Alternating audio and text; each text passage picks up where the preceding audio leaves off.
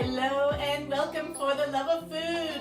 I am here with my new friend, Marci. I want her to introduce herself and tell you all about where she's from and all about the type of food that she cooks. Thank you. My name is Marci Kibe, and I'm from Kenya. To be precise, Kenya is in East Africa, and I'm from the western part of Kenya. And I just like the name Mizizi because Mizizi means roots in Swahili. So I went for that name just for two things: the roots, where the spices are coming from in the food, and just how I was natural. Because growing up, I used to see my mom using spices, and with time, I'm like, hey, why not make some spices as well? So in Kenya, we eat mostly, I'll say kales, or call it greens, and we can have that for lunch and dinner, Monday through Friday. And we have a meal that is made from cornmeal or corn flour. So pretty much it's more of a porridge, like a thicker porridge consistency, and we call that ugali. And that's what we accompany with sukuma wiki. We call it sukuma wiki or kales. So just like here in the South where we have a lot of kale, right? Kale grows very nicely here. Kale also is very predominant in Kenya. Correct. All right, wonderful. Do you have the curly kale or the flat or both? I'll say growing up I used to see mostly the curly ones, but then the flat one or the straight ones, those ones here and there, depending on which part of Kenya you visit.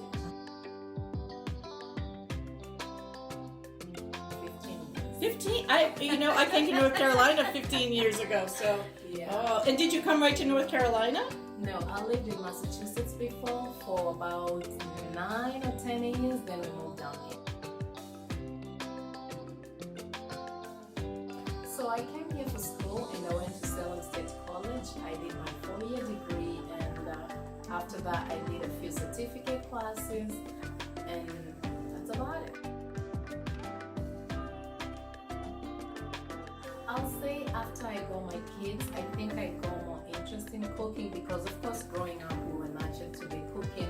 Most of the time we had to eat food prepared in the house. We rarely ate outside, but when I got the kids, that's when I knew we need to balance the kind of food we were cooking for the kids.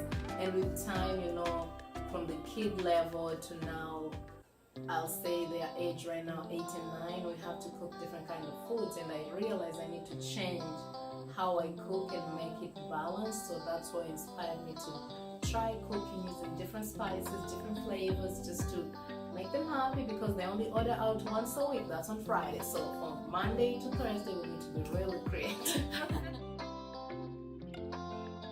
So what do we do at Mizizi? We kick those taste buds! All right, we kick those taste buds. I like that. So tell us about Mizizi Spices. Well, since you brought it up, show us the spices here. So Mizizi LLC is a small spice company which is located in Raleigh, North Carolina, and all the spices are handcrafted. I just brought in a few blends of what we have today, and this is because I use the spices in cooking the meals we'll be sharing today with you. So I have chai spice here, and it has a couple of spices, instructions at the back, and I have curry powder. I use that today. I have rice spice. I have magic spice. This right here is the mother of all our spices. I tell you guys, you can use it pretty much on anything, but not tea. Not tea. Spices are gluten-free, preservative-free, low in sodium, and handcrafted. I'll say for the protein, we do mostly chicken, and for those who don't eat meat, can have their protein from the legumes. We do that a lot. Managu. All right. Yeah. Wonderful. I think that's African nightshade, if I'm not wrong. Ah. But it's really hard to find their name. We even eat pumpkin leaves because I see those people don't eat it here. We eat those. Pumpkin leaves. Yeah. So in Kenya, besides using gas and stove, we use the charcoal stove as well. So it's a special kind of stove that is made, and all we do is put the pot at the top, and we use that not only for grilling, because here when it comes to charcoal, people use it mostly for grilling, but there that's what we use in cooking all our meals. And also we do the open flame. That one is like 3 stones, and pull firewood from the ends, like Yeah. the openings, and you put your pot at the top, and that's how you cook. And that's just what we used growing up. That's what we used to use for cooking. We use a special kind of pot made out of clay, and that is a slow kind of cooking, I feel. And all the flavors are maintained, and the food just tastes really good. Ah, wonderful. And so tell us, where do we find your food? You can visit our website www.mizizifoods.com, and you can find food, recipe, pictures, and all that. Follow me on some social media pages. I cook live and I show my foods.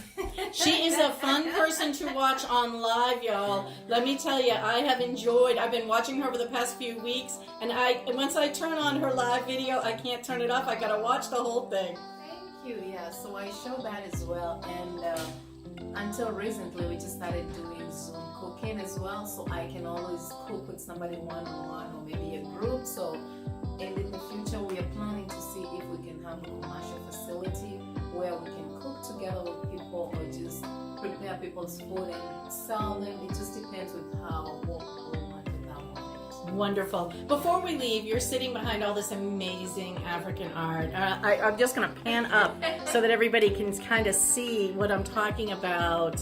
And I'm wondering, just tell us a little bit about all this wonderful art that we see. I didn't do the work. So when we visit Kenya, we make a point to visit this special market called Maasai Market.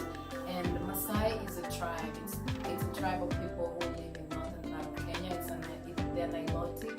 So we make a point to visit that market because you get to find authentic, original, new in style craft work.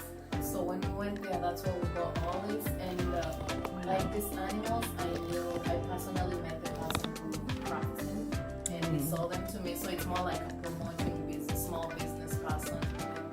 It's beautiful. It really is. It's just stunning. It's just so nice. And what a really nice tribute to your culture. And I want to thank you for having me here today and sharing your story with all of the Love of Food readers. Thank you for coming by. I really appreciate this. Looking forward to do more of this. Thank you for your time. Mizizi Foods and Spices. That's Marci.